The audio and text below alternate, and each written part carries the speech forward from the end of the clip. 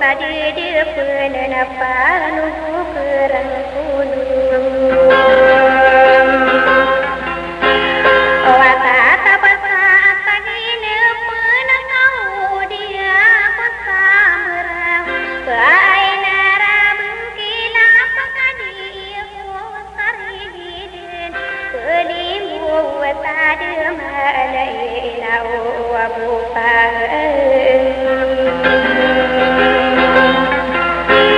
ada tanda yang mesti mata memfikir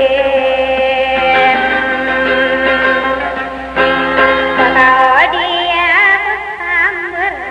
baik harap kenapa dia kau tarik dia kelimu saya teman.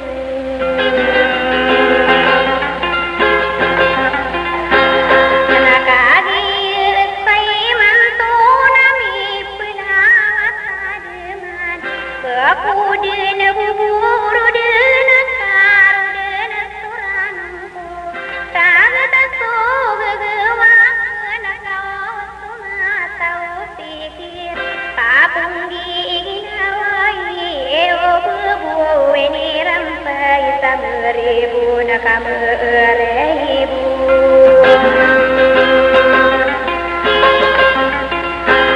Ananain umadu ibu penganut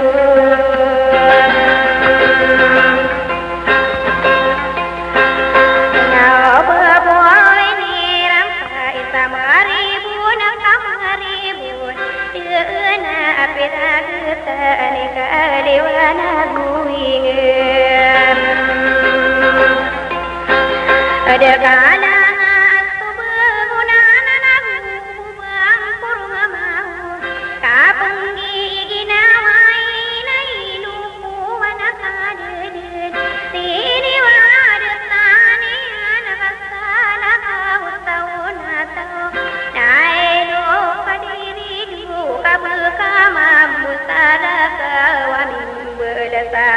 ada main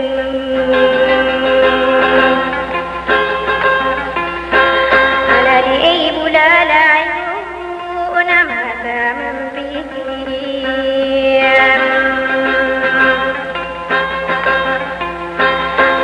bakam salah membe ala ada mana beku sakai sapia kalam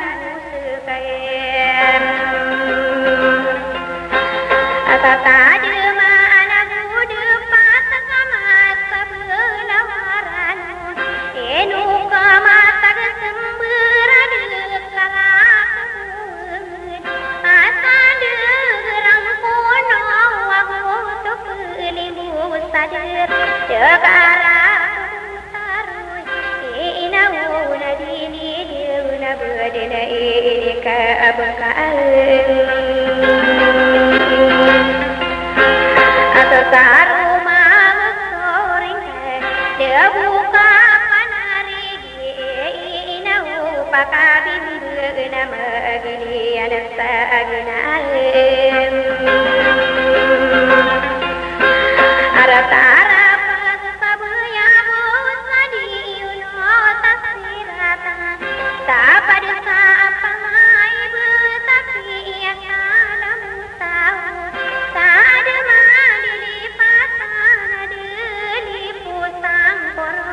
dia yuna saka hidungan kaya kata ukurun nakadi lulu tekan ana di buda layu nama tamam fikir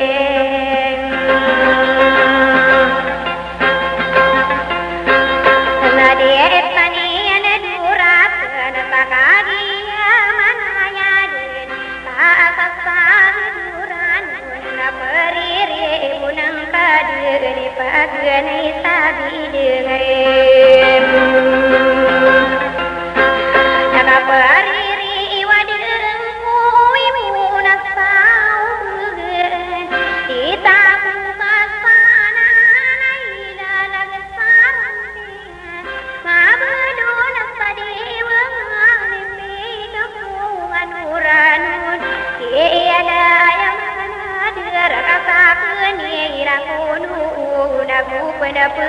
ngambrem atan dia musi imam asamam pikiem arago panapa penambaran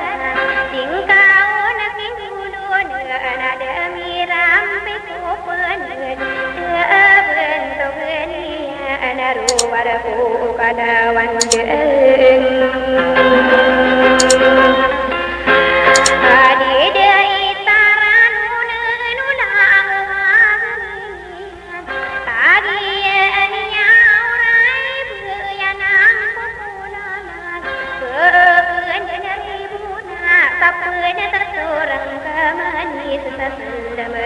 Kanu tanah